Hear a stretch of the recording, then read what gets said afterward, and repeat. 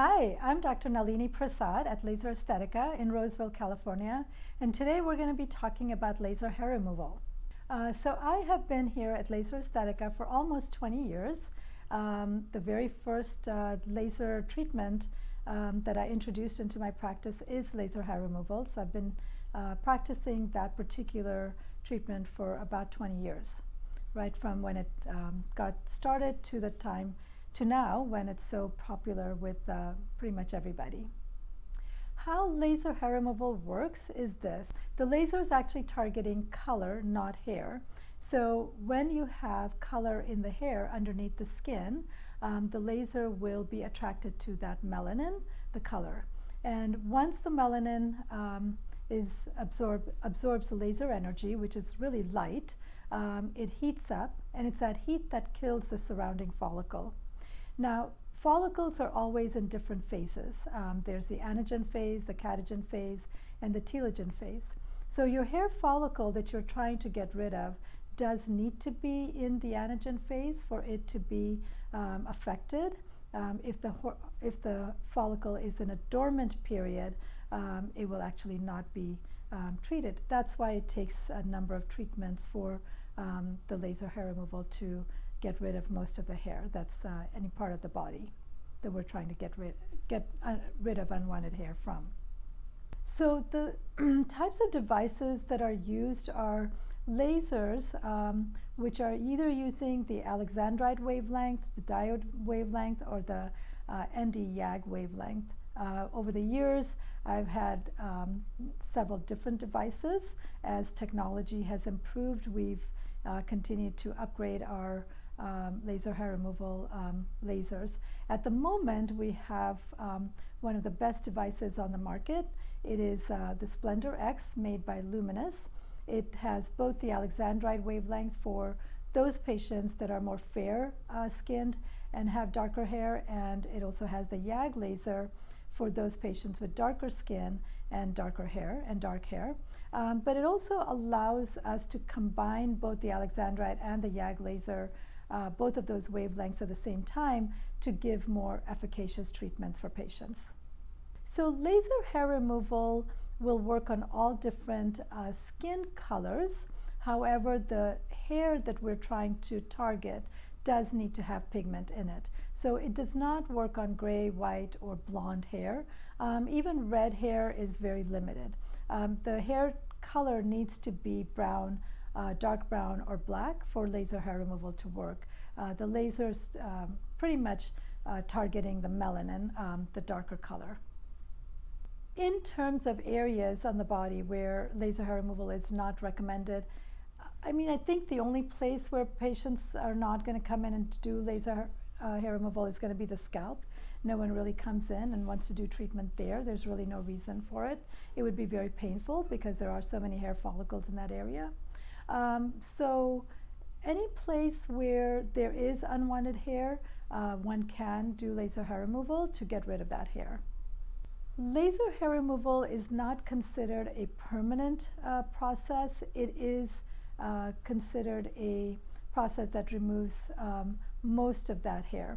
Now, what that means is that on an area that's not hormonally stimulated, so such as an underarm on a female, lower legs, thighs, those types of areas, patients will get fairly good results, 90 to 95% hair loss, but they will still need some type of a maintenance treatment as time goes on. Areas that are hormonal, such as the female face, the male back, and so on, there will need to be more regular maintenance to keep the area hair-free. So the most popular areas that we treat are female face, so lip, chin, the upper part of the neck. We do a lot of underarms. We do a lot of bikini areas, lower legs. I think on women, that's the most common. On men, the most common is the upper and lower back, the chest and the abdomen areas. So on average, it takes anywhere from 5 to 8 treatments to see a really good result. After that, again, one may need some maintenance treatments, just because if the area is hormonally influenced, if the density was huge to begin with, different variables that may be present in a person's genetics may also require more treatments, but typically it's anywhere from 5 to 8 is a nice average to consider for getting rid of most of that hair. So pain is really variable. It's so possible to do the same treatment on 5 different people and get 5 different pain responses. For that reason, we really just want to try and see a treatment on a patient to see what their tolerance is. Having said that, our machine has 2 different types of cooling pieces to it, a very nice air chiller and also a pre-cooling to the handpiece itself, both of which really decrease the amount of pain. If after trying it out, a patient feels that it's not something that they're able to tolerate, then we definitely are able to call in from the compounding pharmacy BLT cream that they can apply right before their procedure for anywhere from half hour to an hour, which will make the skin numb and allow the procedure to be more painless. Well, what you want to know is that what's coming out of the laser is the exact same thing that is coming out of a light bulb or a candle. So in itself, there isn't anything harmful that is coming out of the laser. We're in visible light all the time, and even with the YAG laser, which is the near infrared light, there isn't anything that is harmful from the laser. Having said that, we do want to avoid any type of tanning during the time that we are going through any laser procedures. There are chances of having pigmentation issues as a complication or side effect of laser, a little bit more common with darker skinned patients. It is possible to get a blister that could then need some type of healing process. The most common complication of laser hair removal is going to be pigmentation. Most of that will also resolve as time goes on, but may take about 3 to 6 months to finally disappear. So when a patient comes into our clinic for laser hair removal, we basically will look at their skin and classify it into a Fitzpatrick type skin from 1 to 5.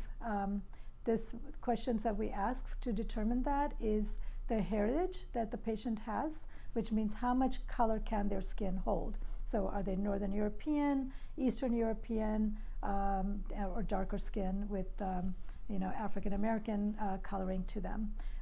Then the next thing that we determine is how tolerant are they about sun.